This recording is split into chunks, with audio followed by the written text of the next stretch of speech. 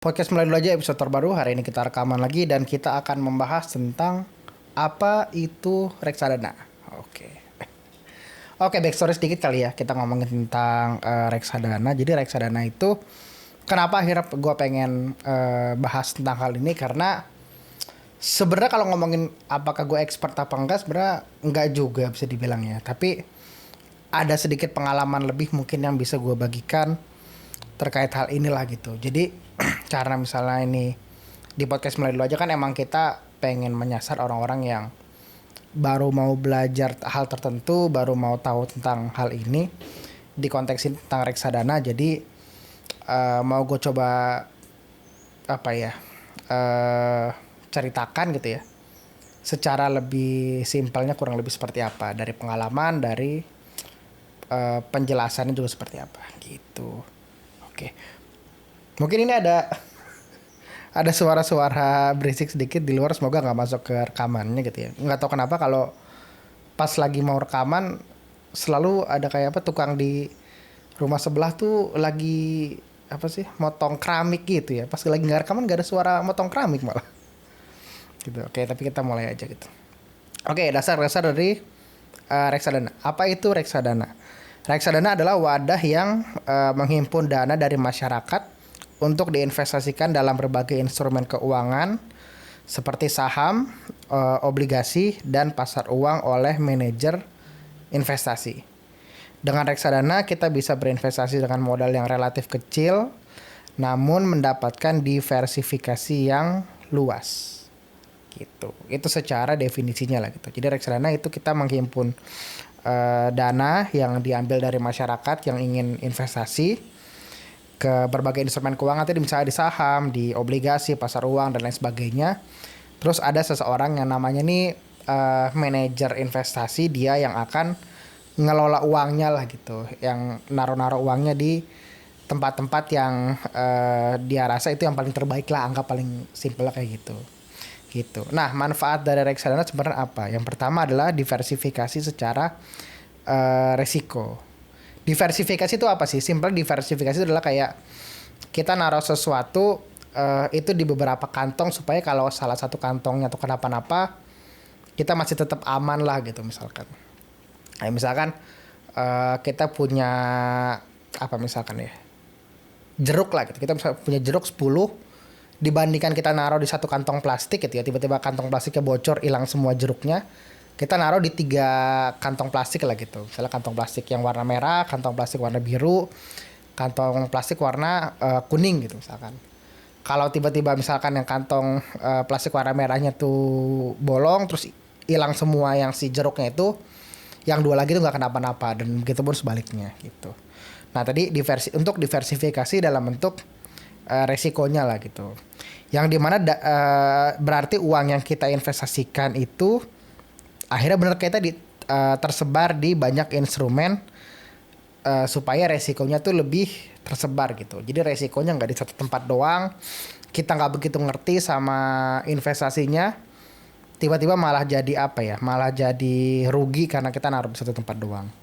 Gitu. Nah manfaat kedua adalah untuk manajemen yang dilakukan secara profesional tadi oleh manajer investasi tadi, di mana dana yang kita punya ini misalkan sekian juta misalkan gitu ya, itu akan dikelola oleh manajer investasi yang dia itu sudah berpengalaman dan emang jago di bidangnya gitu. Jadi instead kayak orang-orang biasa kayak kita yang sebenarnya nggak ngerti-ngerti banget dan nggak tahu-tahu banget gitu ya tentang investment misalnya seperti apa, nih si manajer investasi itu akan jadi orang yang kita suruh buat apa namanya naruh yang terbaik lah gitu secara investasinya gitu. Nah manfaat ketiga adalah kemudahan secara likuiditas. Likuiditas tuh kayak mudah untuk dicairkan lah gitu, dananya mudah untuk diambil kembali lah gitu. Artinya tadi kita bisa mencairkan investasi kapanpun sesuai dengan kebutuhan yang kita inginkan gitu. Kalau misalnya di aplikasi-aplikasi yang ada ini biasanya mungkin kurang lebih 2 sampai 5 hari sebenarnya udah bisa dicairkan gitu ya. Kita cairkan sekarang kayak mungkin 2 hari kerja, 3 hari kerja, sampai mungkin paling lama banget 5 hari kerja tuh uangnya udah bisa ready lah untuk kita lakukan pakai untuk ke hal lain gitu. Sementara kalau misalkan kita naruh sendiri, misalnya invest sendiri, misalnya di deposito misalkan, atau mungkin di obligasi atau apa, itu kan butuh yang jangka waktunya misalnya sekian tahun, 3 tahun, 5 tahun segala macam, yang dimana kalau diambil di bawah itu kan kena penalti gitu ya, ada uang yang dikurangi. Sementara kalau reksadana aman lah untuk kita ngelakuin hal-hal semacam itu, langsung narik. Biasa 2 sampai 5 hari itu aman lah gitu, untuk udah bisa cair, udah bisa kita pergunakan lagi gitu. Nah, cara kerja reksadana itu kita membeli unit penyertaan reksadana. Jadi kita kalau beli reksadana itu dalam bentuk unit biasanya. Nama Kalau saham kan berarti biasa dalam bentuk lot gitu ya, berapa lembar gitu ya, 1.000 lembar saham satu lot. Kalau reksadana tuh namanya unit gitu yang kita beli. Yang dimana kemudian digunakan oleh manajer investasi untuk membeli berbagai instrumen keuangan. Nilai investasi kita akan naik dan juga turun berdasarkan dari kinerja instrumen-instrumen tersebut gitu. Jadi tadi kalau misalnya kita mau beli reksadana, kita beli dalam bentuk unit. Habis itu kemudian oleh si manajer investasinya bakal diinvest ke instrumen-instrumen yang dia pilih gitu ya, dia pilih, dia analisa. Nanti dari sana uang kita akan naik atau akan turun mengikuti kinerja dari masing-masing investmentnya itu gitu. Nah, jadi sebenarnya kenapa akhirnya gue mau bahas tentang reksadana ini secara dasar-dasar. Sebenarnya kalau kita ngomongin masalah reksadana, ini tuh paling cocok untuk orang-orang yang gue bisa bilang pertama nggak punya waktu, kedua nggak punya ilmunya juga gitu. Dan ini sejujurnya dari semua semua instrumen investasi yang ada ya, gue secara personal emang paling suka reksadana sebenarnya. Kenapa demikian? Karena tadi gue nggak punya waktu secara benar-benar mantau kayak oke, naruh uang di sini terus benar-benar mantau pergerakannya, tuh gue nggak punya waktu untuk itu gitu. Dan asumsi gue banyak mayoritas orang yang nggak punya waktu untuk hal itu juga gitu, karena punya pekerjaan lain di luar, atau mungkin punya ya ada urusan-urusan lain di luar lah gitu, di balik dia mantengin naik turunnya aja gitu, kurang lebih seperti itu. Kedua adalah cara ilmunya gitu, kayak yang gue asumsikan baik diri gue sendiri maupun banyak orang-orang lain di luar sana kan nggak punya kemampuan yang cukup mumpuni untuk kita itu bisa mengetahui pasar tuh benar-benar seperti apa gitu ya. Kayak misalkan kita misalnya beli saham gitu ya. Misalnya beli saham ini, gimana nih kita nganalisa secara baiknya gitu. Gimana kalau kita bisa tahu yang mana aja sih yang harus kita pilih, mana yang baik, mana yang kayaknya kurang oke dan lain sebagainya. Misalkan bentuknya seperti itu. Itu gue bisa bilang mayoritas orang termasuk gue sendiri itu nggak punya kemampuan lebih untuk itu gitu. Bahkan juga sering ketemu orang-orang yang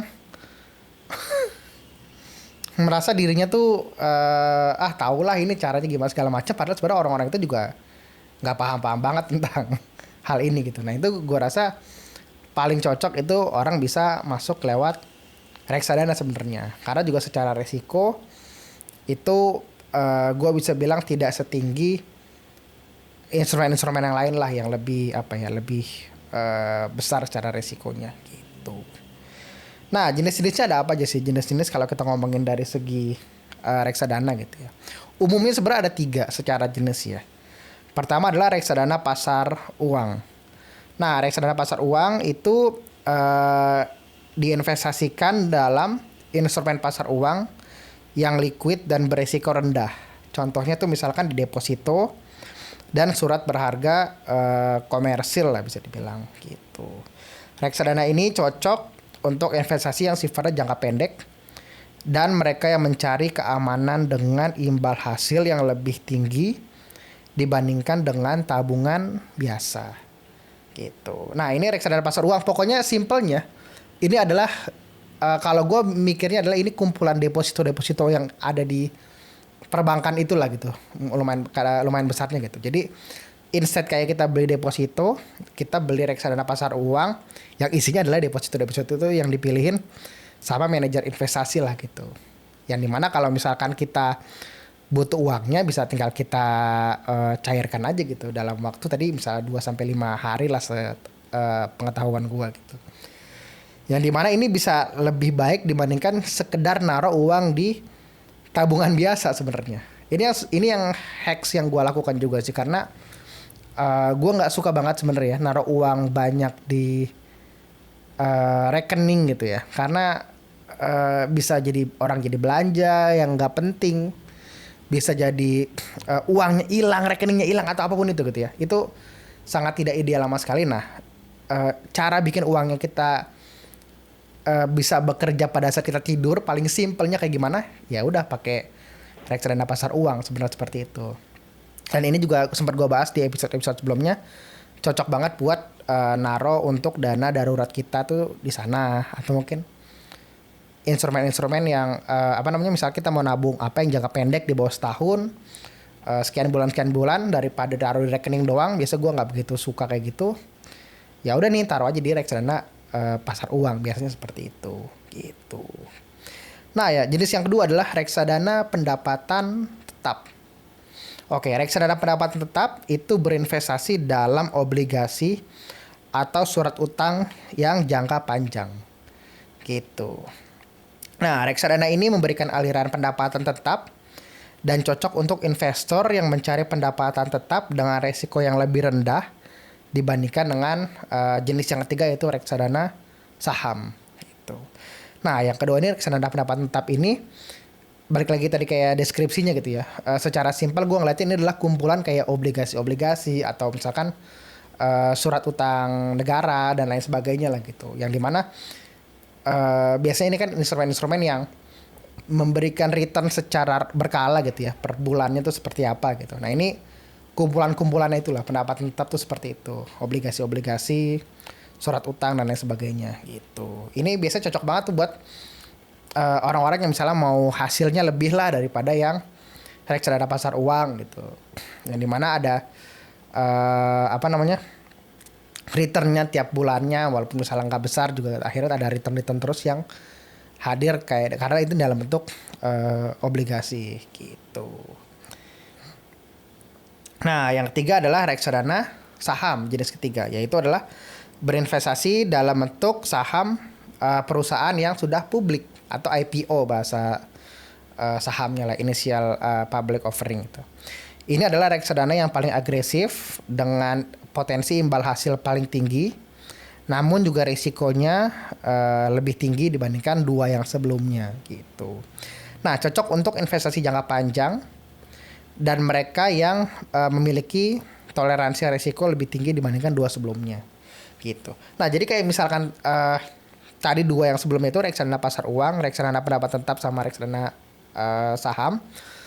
Itu secara risiko dari paling kecil sampai risikonya paling tinggi gitu. Jadi paling rendah risikonya itu reksadana pasar uang, baru reksadana pendapatan tetap, baru reksadana saham gitu. Nah, returnnya juga kebalik juga seperti itu.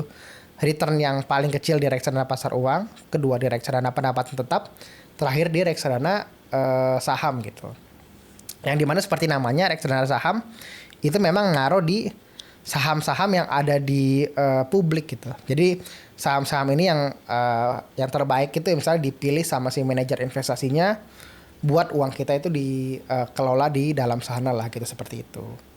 Perbedaannya tadi kita misalkan masuk langsung ke pasar saham sendiri gitu ya, langsung beli sahamnya secara satuan gitu ya, itu kan kita kadang-kadang belum tahu nih saham ini bakal naik atau enggak, hitung-hitungannya seperti apa, apakah ini bagus apa enggak, kadang-kadang kita kan belum tahu seperti apa. Nah, reksadana pasar uang itu kita reksadana saham itu kita dipilihkan lah gitu sama manajer investasi, jadi nggak perlu pusing lagi tentang kita milihnya untuk diversifikasi seperti apa gitu. Nah, ketiga ini gitu ya, tadi reksadana pasar uang, pendapatan tetap, sama reksadana saham. Kalau dalam satu produk reksadana kita beli ketiga-tiganya secara sekaligus, itu disebut dengan nama reksadana campuran, yaitu gabungan dari ketiga reksadana tersebut lah gitu. Jadi balik lagi, diversifikasi di dalam diversifikasi lah, kurang lebih seperti itu. Jadi instead kayak kita cuma punya reksadana pasar uang doang, atau kita cuma punya reksadana pendapatan tetap doang, atau kita cuma punya reksadana saham doang, kita punya campurannya nih, gabungan tiga-tiganya gitu. Jadi kita udah diversifikasi instrumen investasinya apa, diversifikasi lagi ke reksadananya itu apa aja gitu. Fungsinya adalah ke sana gitu. Jadi pokoknya umumnya cuma 3 itu doang sih kalau reksadana ya. Satunya tadi pasar uang, isinya tuh umumnya tuh deposito biasanya. Kedua reksadana pendapatan tetap, umumnya isinya adalah obligasi, surat utang negara dan lain sebagainya. Dan terakhir adalah reksadana saham yang isinya adalah saham-saham yang sudah terbuka untuk umum lah, kurang lebih seperti itu. Yang dimana akan dikelola sama manajer investasi, jadi kita lebih tenang lah gitu. Karena dikelola uangnya bukan kita sendiri yang gue bisa bilang mungkin kurang mengerti lah gitu dibandingkan orang-orang yang emang berkecimpung di dalam industrinya gitu. Nah bagian ketiga tentang memulai investasi di reksadana gitu. Gimana sih caranya kita memulai investasi di reksadana gitu. Yang pertama perlu dilakukan adalah emang kita harus menetapkan tujuan dari kita mau investasi itu emang akhirnya apa gitu. Pokoknya akhirnya kita kalau mau invest atau mau nabung segala macam emang harus ada tujuannya gitu. Apakah misalkan ini buat dana pendidikan atau mungkin dana pensiun atau mungkin untuk beli rumah atau apapun itulah gitu. Nah, menetapkan tujuan ini tuh bisa membantu kita paling simpel buat nentuin nih milih jenis reksadana yang sesuainya tuh sama kita apa gitu. Baik dari jangka waktunya sama profil resikonya seperti apa gitu. Karena kayak tadi misalkan reksadana pasar uang itu ya paling untuk tujuan-tujuan yang di bawah setahun biasanya gitu, yang jangka waktunya pendek sekali lah gitu, bisa enak dipergunakannya. Sementara yang jangka waktunya menengah tuh bisa kayak reksadana pendapatan tetap. Nah, tapi kalau reksadana saham tuh yang jangka waktunya panjang lah gitu. Nah, tujuan investasi kita misalkan apa gitu. Oke, misalnya mau buat dana pensiun gitu. Misalnya pensiun masih 15 tahun lagi gitu. Oh ya udah, memang cocoknya di yang lebih tinggi resikonya, jangka waktu lebih panjang, misalnya bisa di reksadana saham. Atau mungkin kayak tadi untuk dana darurat, atau mungkin untuk nabung yang simpelnya kayak buat tahun ini gitu, misalkan mau ganti HP baru atau mungkin apa yang jangka waktunya pendek gitu ya, bayar uang kuliah atau lain sebagainya, itu bisa di reksadana pasar uang aja gitu. Nah, cara kedua adalah memilih manajer investasi dan produk reksadana gitu. Pilihlah manajer investasi yang memiliki reputasi baik dan produk reksadana yang sesuai dengan tujuan dan profil resiko kita. Kita bisa membaca prospektus reksadana untuk memahami kebijakan investasi dan kinerja historisnya gitu. Jadi kalau misalkan kita sebenarnya sekarang itu kan paling simpel kalau kita pakai aplikasi ya, aplikasi-aplikasi yang menyediakan reksadana lah gitu, yang dia menghimpun para manajer-manajer investasi ini di dalam aplikasinya dia. Biasanya kan kita pilihnya seperti itu. Nah kalau kita beli di aplikasi-aplikasi itu, kita bisa langsung milih tuh kita mau manajer investasinya siapa, manajer investasi siapa gitu. Terus nanti dia pas kita cek itu di dalamnya kelihatan tuh kayak